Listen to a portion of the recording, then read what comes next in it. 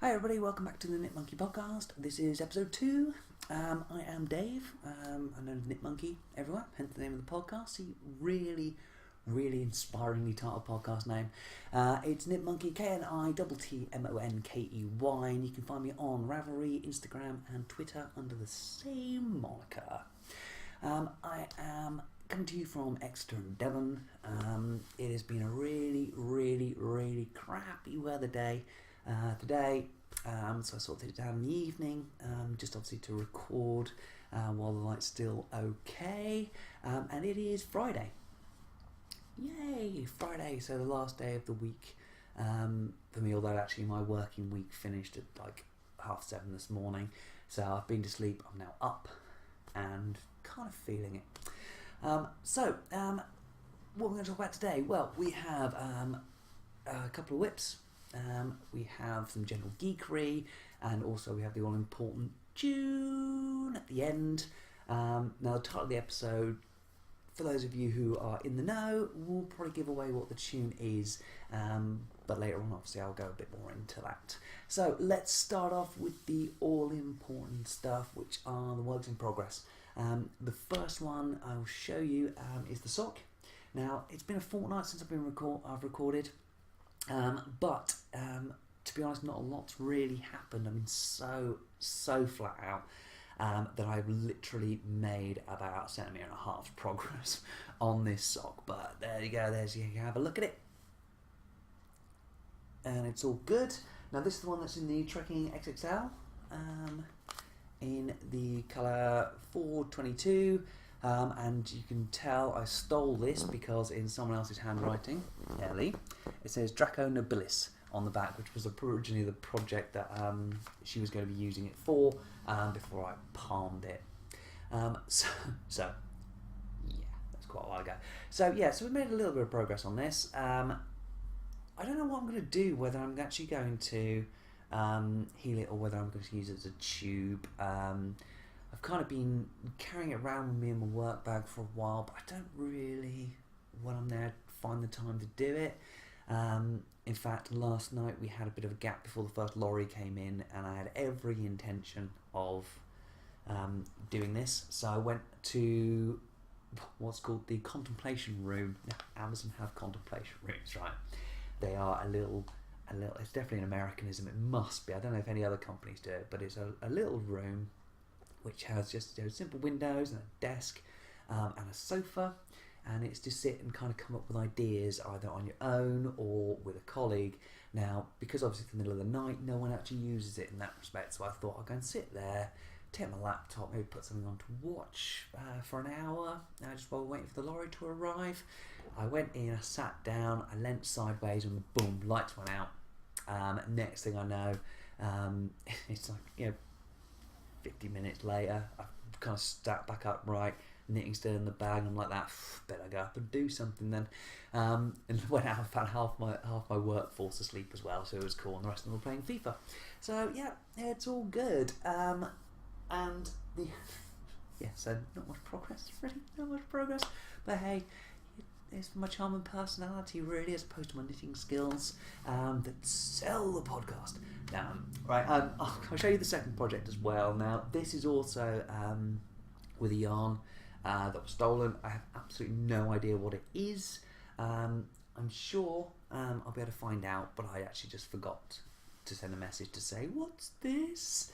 It's been kicking around in the stash for a while, and the reason I'm using it as opposed to the Sarah Texture Crafts that I showed off last week is because it's green and it kind of fits in with the theme of what I've actually made. Now, I'm just going to wave the cake like that because it's got the needles in the back.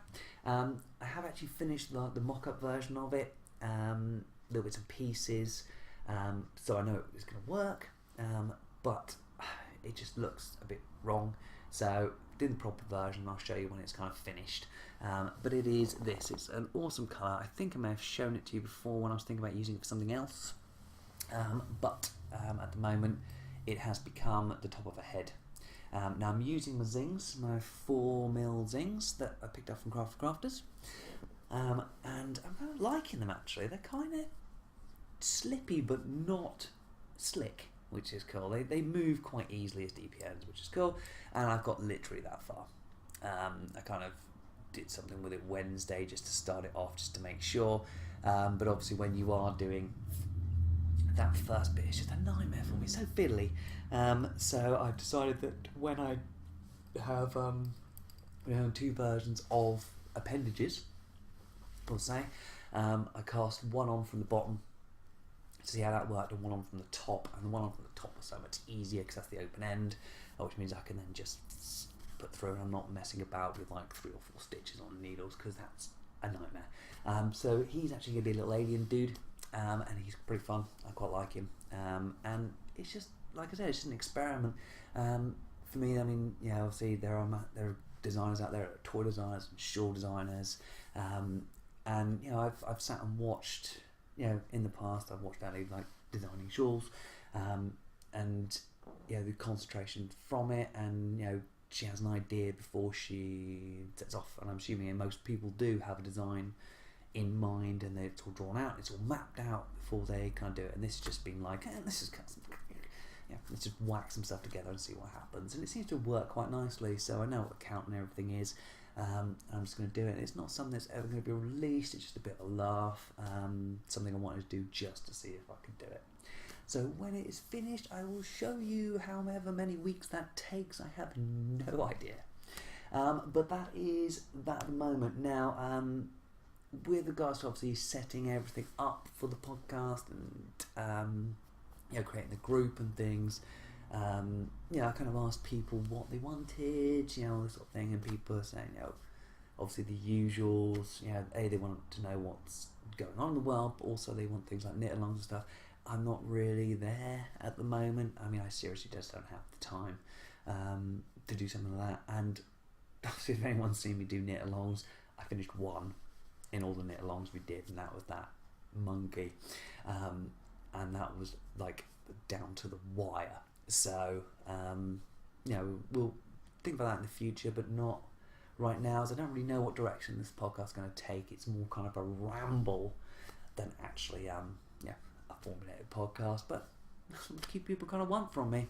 Now I'm sipping my coffee. Now I've got something very special in my coffee. Well, not my coffee, the cup. And it's this. Let's try and bring it up to the camera a bit. This is my Doctor Who mug. Now, the reason this is my Doctor Who mug, if you can see that copyright. Copyright 1987, so it's actually like 30 years old now. This is from the last ever Doctor Who convention before the series ended.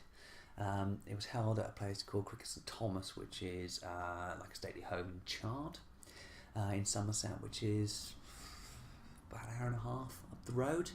And it was the first thing I'd ever been to like that. And as an 11-year-old, we kind of went up, had a look around the house. I didn't even know it was there. And then suddenly, bang, there's a Sutton man staring at me, and I was like that, whoa, awesome. But that's the sort of thing my brother and my cousin always kind of set me up in that way, and that continued actually later on into life, with regards to geeky stuff happening that I was completely unaware of. But yeah, so we went up there, and I saw the original Tom Baker scarf, and his outfit, and John Pertwee stuff, and the car, and obviously the TARDIS, which was just obviously the shell, and it was plainly just saying this is the shell of the TARDIS, but there was the console and everything like that from the original version. So yeah, so that was pretty cool. Sort of reminiscing now with regards to it. And I remember there was this little dog. That's the little thing. There was a little dog. It was like might be a Jack Russell or anything, but it was obsessed with my beef burger. It was just following me everywhere. And it got to the point where it was actually just quite annoying as opposed to cute now. So I went and hid, and actually I hid behind my granddad, who was alive at the time, obviously. He's not anymore, but he was then, because else he couldn't have driven. It was one of those days. I remember it was just blazing hot, middle of the summer, and then walking around this exhibition, which was just the hottest place in the world ever, but so good. But I haven't been to the new one. I haven't been to the Doctor Who Experience since it actually reopened, since the new series came out. But yeah, that was it. My first Doctor Who geekery convention thing. Back in the day of the 11-year-old nip monkey. But it now contains coffee. It probably didn't contain coffee at the time, but it does now. So, what can I talk to you about now? Let's get some geekery going. Because there are a couple of just things happening. Now, I can't remember if I spoke about it last time, but this coming Monday is the release of Rogue One over here on DVD and Blu-ray, and I hadn't seen it at the cinema at all until a couple of weeks ago, actually, where I was in the middle of town listening to a couple of guys talking who said they were going to the cinema, and when I kind of was like, so listen, see what we're doing. Rogue One, I was there. So that was a cool, but that's out on DVD this week. I'm kind of excited about it because when I watched it, it was great, but I was really very tired, and now I'm kind of looking forward to sitting in the comfort of my own home and watching at my leisure repeatedly, very probably because it's awesome.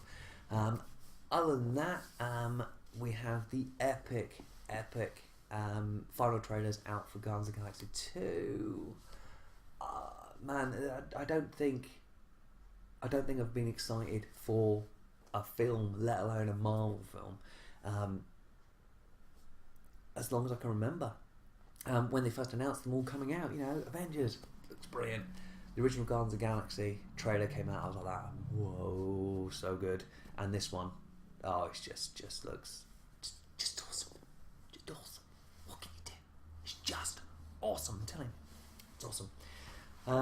We also have next week, whenever that is, the return of the aforementioned Doctor to British screens. I don't know what happened with BBC America. I think there's probably a delay slightly of it. Peter Capaldi last season as the Doctor. He'll be regenerating, and they've just confirmed that, I don't know quite how they're going to work it, but John Sim is back. Not that I don't like Michelle Gomez as the mistress, but John Sim is the master. Take him any day. I think the weird I was a boy, I'm now a girl thing that Time Lords do, kind of a weird little quirk, but we accept it because Michelle Gomez is fantastic. But John Sim, welcome back, my friend. I'm quite excited about that as well because I think he's awesome. He's proper psychotic. And at the end of the month, although it's not being released on Amazon over here until the beginning of May, which is just horrible that all my friends in, I'm trying not to use the C word, the United States will get to see it first. American Gods. Another full-length trailer's come out for that. It's just,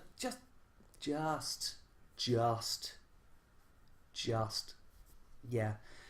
Words can't even describe it. In fact, I actually was talking to someone on Instagram about it, and they said they'd never read the book. So I was like, go and read it now. Go and read it. So they went and got themselves a copy, and ever since then I just get random messages coming through, just like going, why didn't you tell me this was going to happen? Why didn't you tell me this was going to happen? Why didn't you tell me this was going to happen? And my favourite one, Puppies in the Tree. If anybody's read the book will understand that, but it just, it's great for someone who hasn't read it to be coming back to me and saying, you know what, actually you're right about this, it is amazing, and I'm thoroughly enjoying it, to the point that I'm actually trying to, said to her now to go and get the Audible version to have a listen to, because although the guy who reads it has a very strange accent for especially Wednesday, Neil Gaiman does all the asides. If anyone hasn't read the book, the story will go along and then there'll be some background dropped in, and that will be there's one which is called Coming to America, which is about a bunch of Norse men making the journey across the ocean and arriving in America and encountering Native Americans. Red Indians. What is going on in my head today? I seriously should record when I'm tired, but Native Americans, and then like treating the Native Americans like they would treat anybody else in any other country, and it not going well. But there's that kind of thing, and there's like 5 or 6 of them throughout the book. And in the Audible version, Neil Gaiman actually reads those, where someone else reads the rest of the book. So that's all cool. But I am properly waffling on now. But I get excited. It's geek. I get excited. I can't help it. Anyway, so like I said, moving swiftly on and getting out of that very weird voice I was jumping into. I have set up the Ravelry group, Knit Monkey Podcast. I have put all the episodes in there. I've also put, as everybody, a few people encountered last time, because I'm putting music videos on the end, it hit a copyright issue for mobile devices. Although they were allowed to be used on laptops and things, the mobile devices were different. So there is a thread in there as well for the music videos that go with the songs. Now, last week I put in the proper video as opposed to the video with the words that I put on the end of the episode. So if you watched on the laptop, you would have seen a different version to the incredible storyline of the video and the whole point of it. And it makes no relevance to the song at all, but the video's stunning. And if anybody hasn't watched it yet, go and watch it. It's in the group.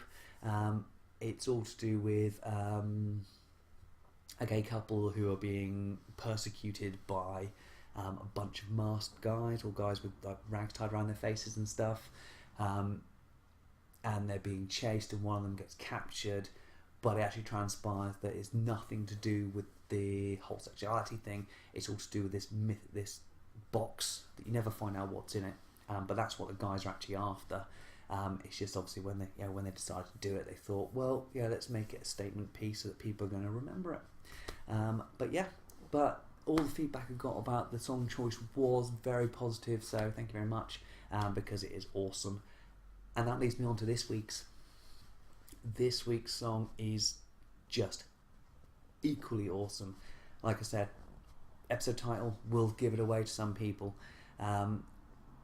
but this is another song from kind of the same time, end of 2013, beginning of 2014. This song I loved when it came out, and then it was one of those songs as well that I kept just encountering every so often, and it is much lighter and it's much more fun than Take Me to Church, with a very serious song. This has more of a vibe to it.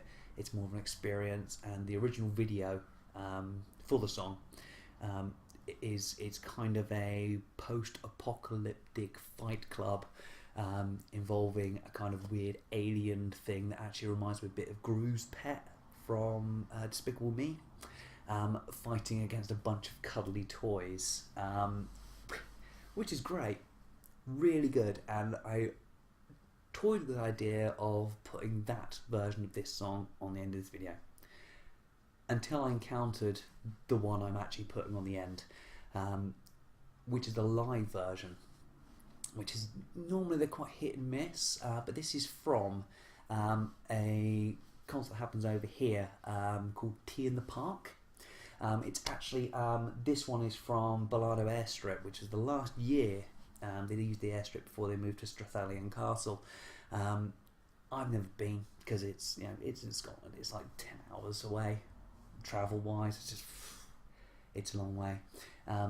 But the reason I've chosen to use this one, and it's a bit longer than the actual single version, is drum solo. Just unbelievable. Where I think pretty much every member of the band plays drums at one section all together, and it is just fantastic. And while researching this one, at the end of that set they did a very special cover version of probably the most famous Scottish song of all time. And I'm not talking about Flower of Scotland, guys. I am talking just something legendary. So what I've decided to do is I'm going to tack that on. So if you sit through the first song, you will encounter the cover version, and it's just one of those things where you just sit there and go, you know what, I really wish I'd been there because it sounds awesome. So to introduce the song, quite frankly, the episode's called Welcome to the New Age because this is Radioactive by the Imagine Dragons. Like I said, a song I loved when it came out, just sort of drifted along, and then suddenly it turns up randomly, and I can hear it, and it's actually turned up on Roblox when Neve has been playing on the Xbox, and it's like one of their standard tunes, and it's everywhere, and I just heard it and I was like, oh, and ever since then it's been stuck in my head, so I'm going to earworm you with it. So that will be today's tunes. So you have Radioactive by Imagine Dragons, and then you have a cover version by them as well, which is outstanding.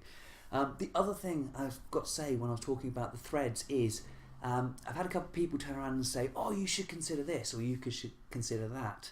I think actually the one that, without looking at it, I know Maya has made hinted about a suggestion but hasn't made it yet, and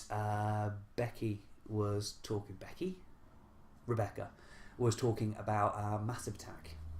So what I've decided to do is I'm going to start a thread in there where you guys can drop your suggestions in, so stick the videos in so we can share it, and I will justify the need to play one if I choose to, or the reason why I'm not going to. The reason I probably won't play them is if they make me want to gouge my ears out, but we'll put it through, and then at some point I will stick a special up of some description with a bunch of songs that people have suggested that have really kind of caught me and thought, wow, this is really good, let's go for this. So that's all it. So at the moment I'm going to love you and leave you.